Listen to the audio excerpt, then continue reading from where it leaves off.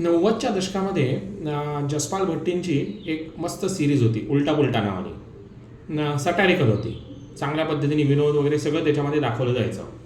संदर्भ त्याचा अशासाठी की सध्याचं जे ग्लोबल राजकारण चालू आहे ते त्याच पद्धतीमध्ये. आता बघा ना गंमत कशी की आधी ट्रम्प साहेबांनी इराणच्या होर्मुजच्या आखातावरती ब्लॉकेड घोषित केलं. मग त्यांना अचानक लक्षात आलं असेल की अरे बापरे, याच्यातनं आपल्या सगळ्या जे काही मध्यस्थ अलाईज संबंधित आहेत त्यांच्या याच्यावरती काहीतरी वेगळा विचित्र संदर्भ किंवा परिणाम याच्यातनं घडून येऊ शकेल. So there can be a new meaning. मग ते लगेच त्यांनी त्याच्यात विरोध केला, मागे आले आणि आता परत ते सांगतायत की अरे नाही नाही नाही आम्ही will try to continue the blockade. नक्की काय त्यांचं त्यांना तरी माहिती आहे का? We don't know. फायदा कोणाचा झालेला आहे? आता बघा, युद्ध आहे इराण आणि अमेरिका.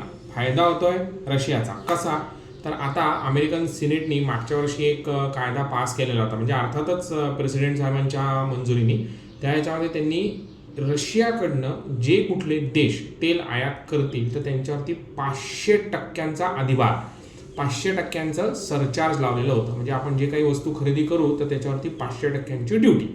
तर आता ते त्यांना लक्षात आलं की अरे बापरे, आपण हे करून आपले जे काही संबंधित देश आहेत, आपले जे काही ट्रेडिंग पार्टनर्स आहेत त्यांच्या विरोधातच जातोय.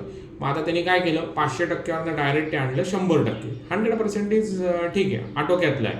मग आता त्याच्यामुळे काय झालं की एक सूर असा मिळाला सगळ्या जगभरातल्या मार्केटमध्ये की हे जे काही ट्रेड ऑफ चालू आहे किंवा हे जे काही परिस्थिती आत्ता आहे ती कदाचित सुरळीत होईल का बघूया, होईल का नाही. पण त्याच्यामुळे झालेलं असं आहे की जगभरातली सगळी मार्केट आत्ता ओके.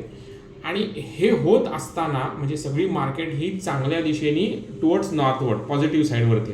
हे होत असताना केविन वॉश, अमेरिकन फेडरल रिझर्व्हचे जे चेअरमन आहेत, त्यांनी मागच्या वेळी मी तुम्हाला काय म्हणत होतो की पहिल्यांदी म्हणजे for the first time after Kevin Warsh coming in to the picture he is trying to toe or he has told the line as per the RBI. RBI काय म्हणतं? RBI स्पष्टपणे सांगतं की we will not have any kind of inflationary pressures in to the economy. Growth एका बाजूला राहील, growth आहे घ्यायची पण not at the cost of inflation. भाववाढ घेऊन भाववाढ करून ग्रोथ म्हणजे आम्ही प्रगतीचा मार्ग साध्य करणार नाही. आणि तेच बरोबर केविन वॉश साहेब आता बोलू इच्छित आहेत.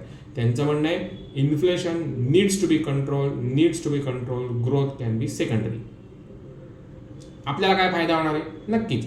कारण जर 40 रुपयाची मेथी अथवा कोथिंबीर अचानक 60-100ला पोचली तर कोथिंबीरच्या वड्या होणार नाहीत ना. मग तशाच पद्धतीने सगळीकडे जर का भाववाढ झाली आणि 100चं पेट्रोल हळूहळू करत 100-150वरती गेलं तर परिस्थिती आटोक्याच्या बाहेर जाईल. मग हे इन्फ्लेशन फूड इन्फ्लेशन हे तात्कालिक असतं, related to some or the other kind of environmental related issues. पाऊस पाणी न पडणं, जास्त पडणं याच्याशी संबंधित आहे. पण नॉर्मल इन्फ्लेशन हे जर का एकदा सिस्टीममध्ये आलं की ते पुन्हा माघारी येत नाही. यायला फार फार वेळ लागतो, कष्ट करावे लागतात. तशाच पद्धतीमध्ये हे आहे. मग याचा आपल्या याच्याशी सिरीजची काय संबंध? आपली जी सिरीज आहे सोवरिन वेल्थ फंड आणि आपण नॉर्वेचं उदाहरण घेतलं, याच्याशी काही संबंध आहे का? निश्चितच. कारण का, जसं आपण काल परवापर्यंत म्हणत आलेलो आहोत की व्यक्तीने कुठल्याही जर का डिसिप्लिन पाळून त्यांच्या जॉब अथवा करिअरच्या सुरुवातीला, जॉब अथवा व्यवसाय म्हणजे करिअरच्या सुरुवातीला चांगल्या पद्धतीने फायनान्सची मोड बांधली, इन्व्हेस्टमेंटची मोड बांधली तर रिटायरमेंटला चांगला पैसा तयार होऊ शकतो. अन्यथा वयाच्या 40-45 नंतर एक मोठं प्रश्नचिन्ह चेहऱ्यावरती तयार होतं जे समोरच्याला दिसतं आणि all obligatory positions lead to failure. नॉर्वेनी काय केलं बघूया आजच्या भागामध्ये. मंडळींनो नमस्कार, मी प्रद्युम्न सेवेकरी, तुम्ही बघतात BPS इन्व्हेस्टमेंट्स ऑनलाईन. आता रिकॅप असा की आउट ऑफ 192 कंट्रीज फक्त 60-70 देशांकडे स्वतःचा सॉवरिन वेल्थ फंड आहे, म्हणजे स्वतःचं स्वामित्व धन. कशा पद्धतीने मिळवलं आहे? पहिलं अर्थातच फॉरेक्सच्या माध्यमातून, त्याच्यामध्ये आघाडी घेतलेली आहे ती म्हणजे चीन आणि सिंगापूरनी. दुसरं आहे ते कमोडिटी सेल्सच्या माध्यमातून. आज आहे विकून पटपट पैसा तयार करा. मे नॉट बी की ते स्वतःच्या देशाच्या याच्यात येईल, पण ते तिथले राज्यकर्ते त्यांच्या अखत्यारीत हा धन किंवा हा पैसा येऊ शकतो. त्या याच्यामध्ये मध्यपूर्वेतले सगळे देश आहेत. तिसरं आहे ते म्हणजे एंडोमेंट फंड, पेन्शन फंड किंवा थोड्याफार प्रमाणामध्ये कर्ज घेऊन तयार केलेलं स्वतःचं धन. मग त्या याच्यामध्ये ऑस्ट्रेलिया, कॅनडा यांची आघाडी आहे. आता या याच्यामध्ये नॉर्वेचं उदाहरण का बरं वेगळं आहे? तर त्यांनी एक 77 साली ना इकॉनॉमिस्टनी एक टर्म कॉइन केलेली होती की डच डिसीज. डच डिसीज म्हणजे काय, तर नेदरलँड्सकडे मोठ्या प्रमाणामध्ये, काल आपण बोललो की मोठ्या प्रमाणामध्ये गॅस अवेलेबल होता. मग जसं आपल्याकडे जमिनी आहेत, म्हणजे आपल्या आजूबाजूच्या लोकांचा, शेतकऱ्यांचा विचार लक्षात घ्या. कुठली जमिनी, चला 100 एकरे 50 एकरे व्हॉट एव्हर इट इज, त्या जमिनीचे तुकडे विकत विकत विकत मोठे झाले. एक वेळ अशी आली की अरे त्यांच्या आजोबांनी, त्यांच्या खापर पंजोबांनी वगैरे ज्या पद्धतीने जमिनी सांभाळल्या, त्या आत्ताच्या लोकांनी जमिनी फुकून टाकल्या, विकून टाकल्या. ओके, पैसा मिळवला, पैसा टिकवला का, पैसा went in for revenue assets. म्हणजे काय, त्याच्यातनं capital asset generation, dividend income, annuity income तयार झालं नाही. ते झालं नाही, पुन्हा ती लोक रोजगाराकडे वळाले. म्हणजे जे राजे होते ते रंक झाले.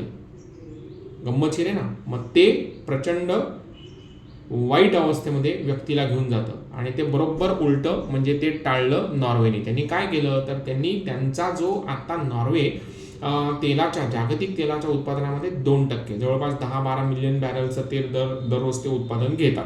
आता त्या ह्याच्यातनं मिळणाऱ्या पैशातनं त्यांचा बरं का मंडळींनो $2 ट्रिलियन त्यांचं स्वतःचं सॉव्हरिन वेल्थ फंड आहे. त्यांनी एक आखून घेतलं.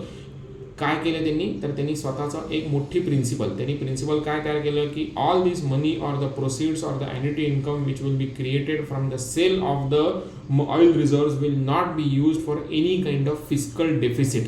म्हणजे कुठल्याही आपल्या बजेटमध्ये असलेल्या तोट्यांचा किंवा तो होणारा तोटा भरून काढण्यासाठी याचा वापर करता येणार नाही. हा जो त्यांचा फंड आहे, हा जगभरामध्ये जवळपास 7,200 कंपन्यांमध्ये गुंतवणूक करतो. मग त्या याच्यामध्ये अल्फाबेट आहे, गुगल आहे, त्याच्यानंतर ॲपल आहे आणि बऱ्याचशा कंपन्या आहेत. ते आपण उद्याच्या भागामध्ये निश्चितच बघूया.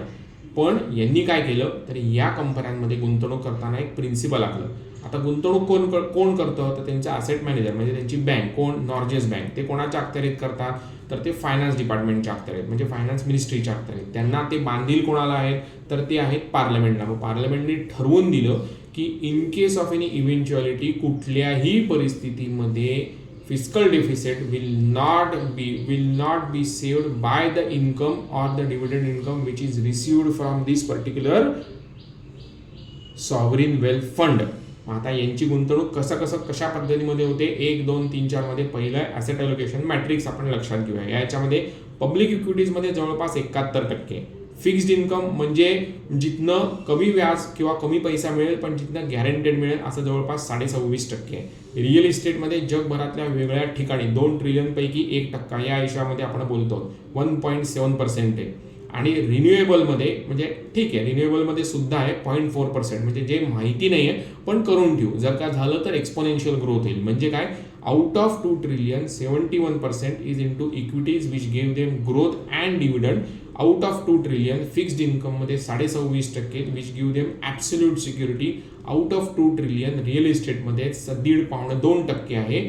आणि आउट ऑफ 2 ट्रिलियन रिन्युएबल इन्फ्रामध्ये आहे 0.4%.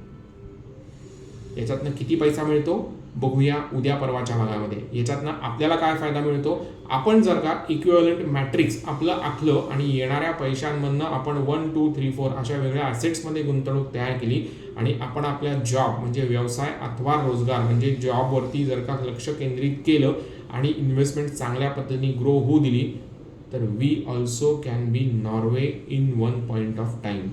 बघा पटतंय का, आवडलं तर नक्की लाईक करा, शेअर करा, सबस्क्राईब करा BPS इन्व्हेस्टमेंटला. तोपर्यंत हॅव अ गुड डे.